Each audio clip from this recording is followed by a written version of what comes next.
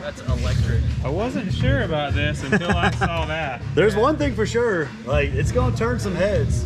I mean, you got that color with 46s and a blower. I mean, you can't go wrong.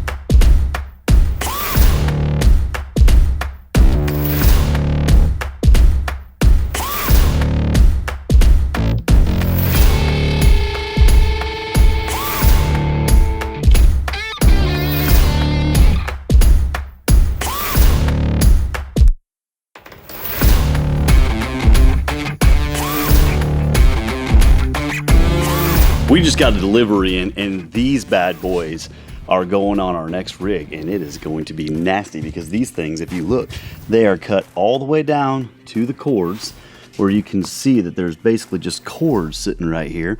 And all the people who are asking, no, we don't see failures out of this. This lightens up the tire about 50 pounds per tire and creates huge voids, so you can get a lot more traction on high horsepower rigs like that. These are 46-inch USD stickies. They just came in off our loading dock, and I can't wait to see what they look like on the buggy.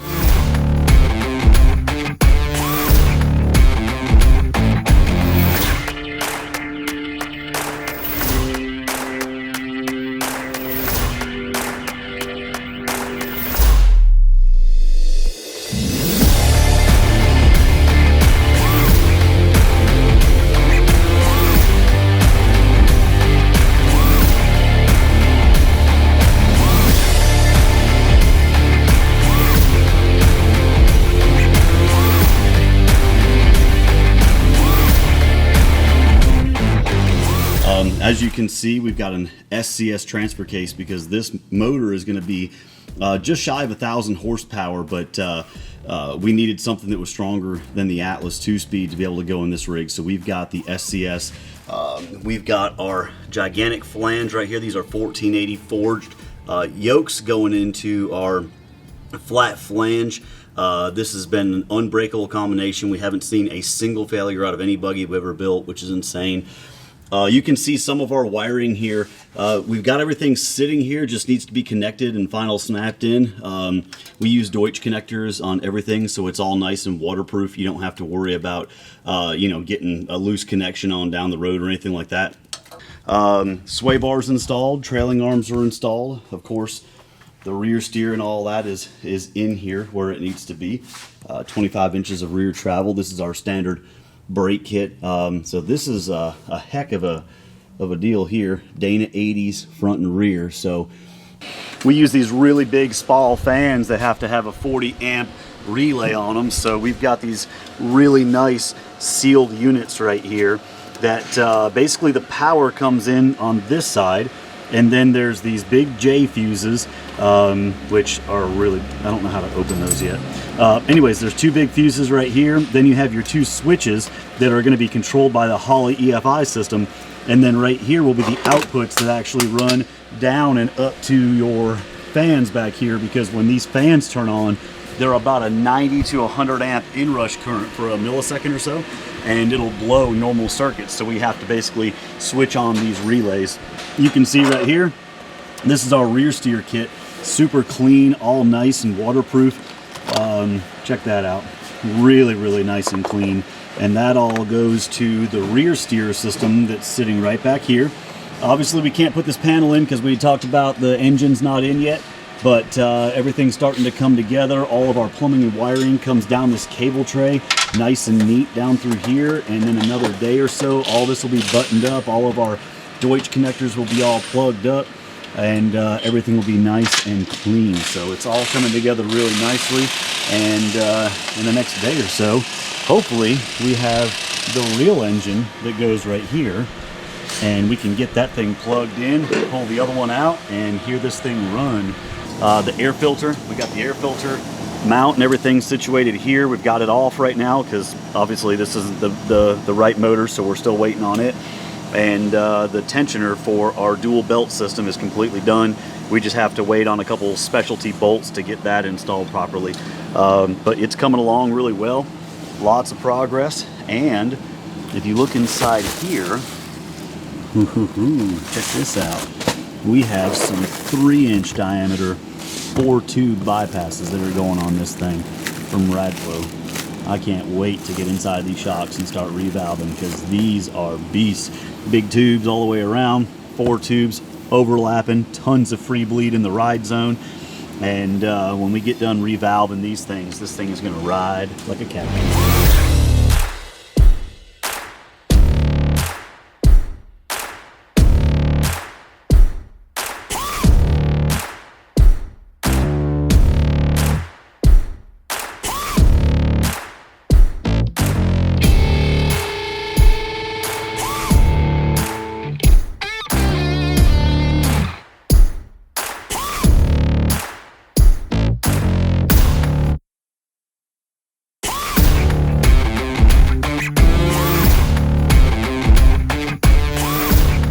All right, so we got the word today that the engine for this buggy is going to be done on Saturday.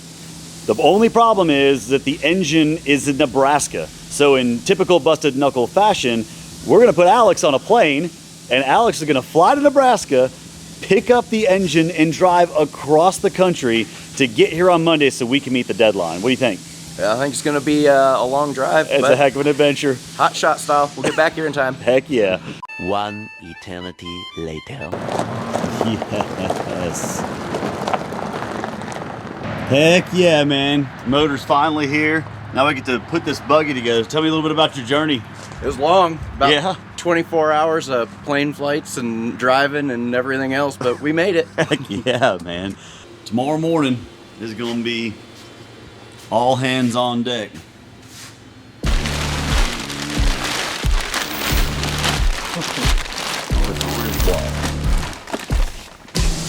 All right, motor is prepped, ready to start going in. And we have Whipple pulleys. our Whipple pulleys are in. So we are 1 day away from hearing this beast roar. Super excited. Bye-bye, little motor. Hello, big motor.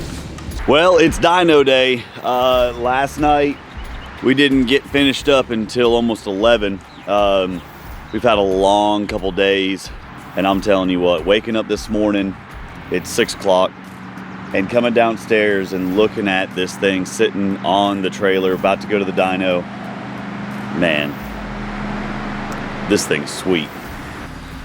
Now we've got the small tires on here. It's getting 46s, but we've got some 40s on here because the big tires just beat the crap out of the dyno, and we're not in the business of tearing up our friends' stuff. So, well, I guess that is what our business is. But not trying to tear up the dyno, I'll put it that way. So we're gonna put these 40s on here. We did put these 40s on here so that we can run this thing on the dyno and not have to worry about tearing it up and getting weird results, you know, because the dyno's shaking and everything else. And then when we get back, we're gonna put the 46s on. Our guys are gonna be working today, getting those mounted and everything. Then we put the interior back together. We usually leave some of that stuff out just so that we can get to things in case we need to make some changes with the computer or whatever the situation may be. And man, hopefully today goes smooth because it's been a rough ride the last couple days, and I need some sleep.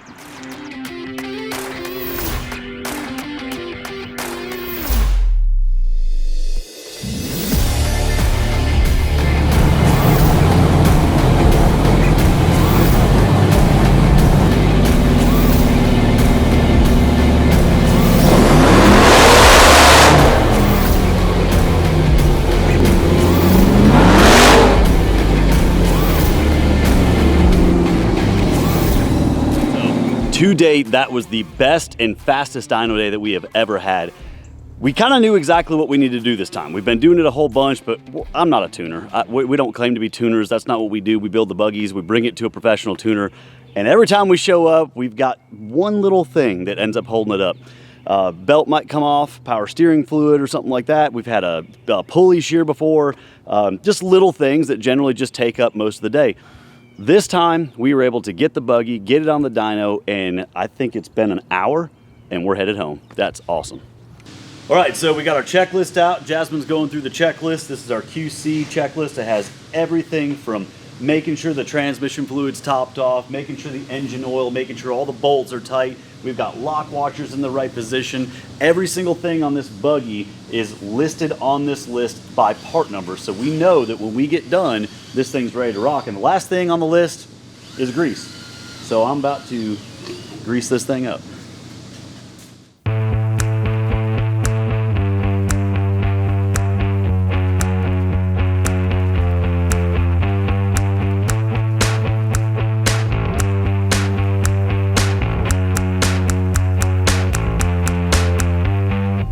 What's up, everybody? This is Jake Burkey with Busted Knuckle Off-Road, and I want to talk to you about this awesome buggy that we have sitting behind me. So first of all, I want to go about the backstory on this buggy and how this became to be. So there's a guy on the West Coast named Justin Haft, and he has been in the off-roading scene for a long time, and he's owned a ton of buggies. But every buggy that he's owned, he's realized that the suspension package just was not there, and he needed more horsepower. So he gave us a call, and we started talking numbers and started talking about his build, and we came up with this amazing machine that's behind me. So this machine is based off of our production chassis, which saved him a ton of money, but we were also able to incorporate the things that he wanted in his build. So to start off with, he knew he needed a whole bunch more power, and so we went with a 427 stroker, but we added a supercharger on top of it. So it's got a 2.9 liter Whipple supercharger on top. This thing is overdriven, so we have a gigantic pulley on the front that's spinning the blower even faster than what you normally see to give it that extra low-end grunt. Now, coupled to that, we've got a TH400 with an aftermarket heavy-duty case, so we can definitely make sure that we're not going to break the transmission whenever we put all those ponies out there. Behind that, we have an SCS transfer case, and SCS has been proven time and time again to not have failures with big horsepower packages like this. From there, we've got 1480 drive shafts going down to Dana 80s. Now, inside these Dana 80s, we have 2-inch diameter axle shafts. These are 300M material, 2-inch in diameter, and to date, we have never seen a failure out of this stuff. The outside, we're running the Reed Super Kingpin knuckles. On the outside of that, we've got the stub shafts for the RCVs, and the stub shafts are 2 3/8 inch diameter. They're big enough that if you're familiar with like a big Yeti cup, like the tumblers, you can take this axle shaft, flip it over, and it'll barely go inside that cup before getting stuck. We're talking major beef up here. Now, from there, we knew we wanted big tires because the type of racing that he does, they go through big, nasty mud pits. They climbed over big obstacles, rocks, and things like that. So we wrapped these 46-inch USDs around these Vision wheels. Now, we went with the forged wheels to make sure that we weren't going to have any wheel failures. Now, we needed to address the suspension because one of the things that happened to him, he had bought a buggy, went out, hit a big jump, and hurt his back. And we knew we needed a big suspension, so this was the perfect scenario. These buggies, our production buggies, already come with 25 inches of rear travel and trailing arms and 16 inches of front travel in the front. But to take it that extra notch, we went with 3-inch shocks, so we have that extra dampening, and we went with a 4-tube bypass so that we can definitely go in there and change all the little points of the suspension and make sure that this thing is going to ride amazing for him. Now, all that stuff is wrapped up into this really awesome package. We added a couple cool things, like I was telling you before, to make it a custom package. We've got the spots in here for window nets so that he can meet the regulations of his racing circuit. We have a horn or a siren up here in the front so that we can make sure he meets his racing regulations. We've got some lights back here in the back that are dancing and flickering, and we even added a rearward-facing winch, which is something that these guys use all the time. So we were able to take a really awesome package for this gentleman, and wrap it around something that we knew. We knew our production chassis could handle it. We knew the production chassis was going to be where he was going to have his most value, and we were able to twist that into a custom application for him and meet all of his racing needs. And I'm telling you what, this thing right here is about to hurt some feelings on the West Coast.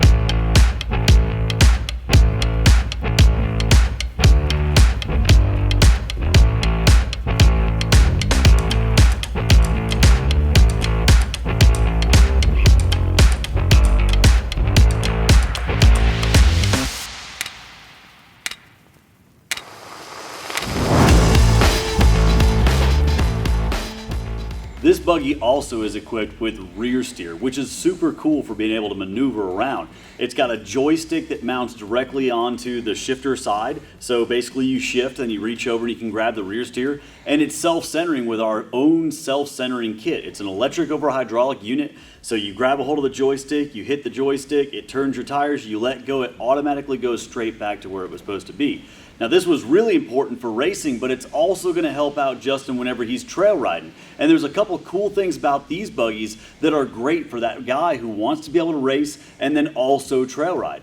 This thing comes equipped with a rear view mirror, so whenever you're in a trail riding scenario, you can look in your rear view mirror, make sure that the people who are supposed to be following you on the trail are behind you on the trail. If you need to back up, you can make sure that you can see behind you and you don't smash into a tree or whatever the situation may be. It also comes with a USB charger, so you can charge your cell phone, you can charge whatever accessories you have, which is super cool. It's got cup holders in there. It's got all the little amenities that you need. And the other cool couple things is that it's got a tilt steering wheel, it's got pedals that move forward and backwards, it's got a seat that slides forward and backwards, and all that stuff equates to a vehicle that can conquer the hardest trails out there whenever you're trail riding, and then turn around and go to the race circuit and dominate. Because when you have one of these buggies, you're going to be leading the pack.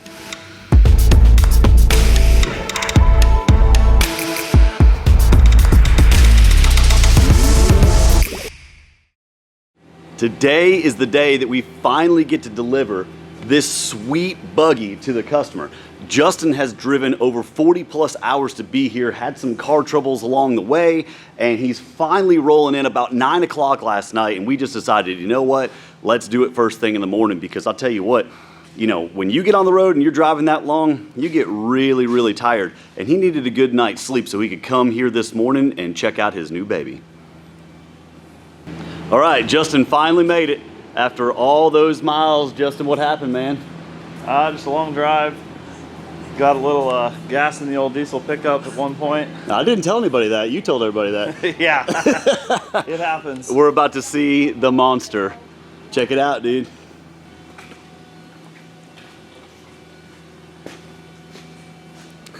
Shiny, that's good. Yeah. Yeah. Pretty sweet. Yeah. You got your trail basket back here. So when you guys want to go trail riding, you can throw your stuff back there. Winch tucked up real nice and neat right there with a fair lead coming through.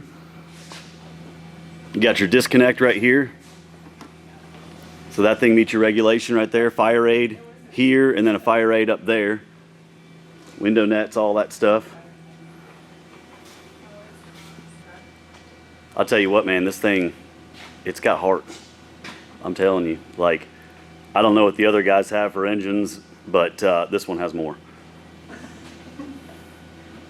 And we've got this one, I mean, it's down tuned for 93, you know what I mean? So you're running 93 octane, you throw some race fuel in there, I mean, you'd be over 1,000 horsepower, no problem. And we have a huge pulley on here, so we overdrive the crank. So we've got a huge pulley on the crank, and then we match it with a big pulley up on top where the whipple is, so you don't get belt slip. So you have a whole bunch of room to go down. I mean, that's a 4-inch pulley, and you can go all the way down to a 2-inch pulley. I don't suggest that.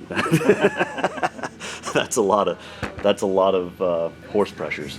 Yeah, I'm with you. Deep it on there, really. Wait until you hear this thing. All right, wait, we gotta watch the women. Watch this.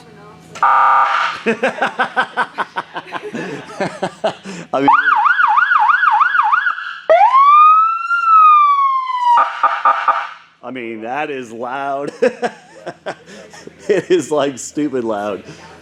I'll have to give you a rundown on like all the fluids. I text you all the fluids and everything, but I want to show you like where everything's at. You know what I mean?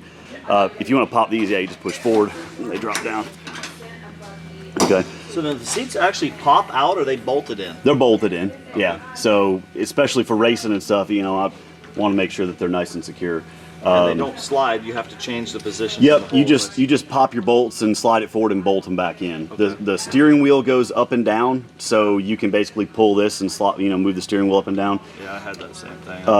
The pedals come forward and backwards 5 inches, and the seat, I'm sorry, 3 inches, and the seat goes 5 inches. So 5 inches on the seat, 3 inches on the pedals. So headlight. Then you've got your underglows. And then these are your rear buttons here. This is for your flashing lights back there. And then I think this is an extra one for whatever you decide you want to do with it. All the wiring schematic, if you look right over here, there's a fuse panel. And if you open that fuse panel, it's just like 2 little prongs that opens up. It's got your fuses and relays and a wiring diagram for every wire that's in this buggy, exactly what color it is, what it goes to, what the amperage rating is for that circuit, all of it. Let's see. Okay, so horn and all that stuff's right here. Rear steer's right here. It's all automatic self-center. And if you pull the trigger, it holds it. And as soon as you let go of the handle, right back to straight. Cup holders, USB charger. There is, the Holley screen has everything that you want on there. This is the reservoir for the intercooler. That's the reservoir for the radiator. And you can see just the way that they're plumbed in, it makes sense. You've got a gigantic intercooler that sits in front of the radiator, and then dual 14-inch spall fans that pull through it. So you've got a huge intercooler that makes this motor run really cool. All right, so let's fire it up.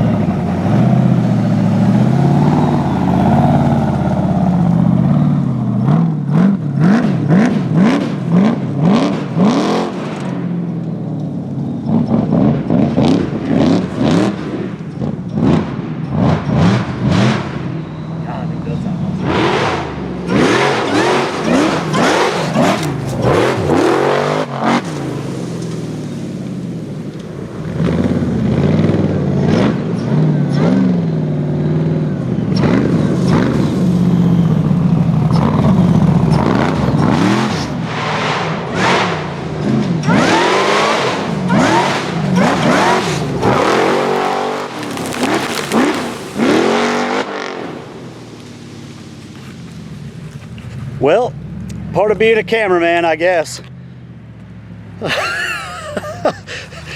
I didn't expect to get hit that hard. My eyes hurt, my back hurts, my face hurts. I don't know if I'm bleeding, but I just got peppered by some big stuff.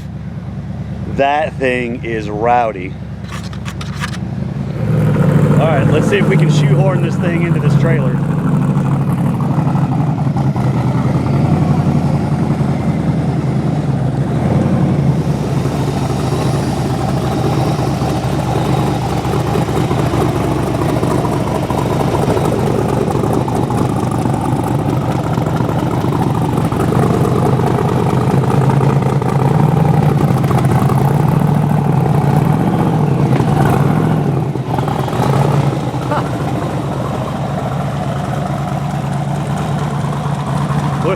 What does Ace Ventura say? Like a glove.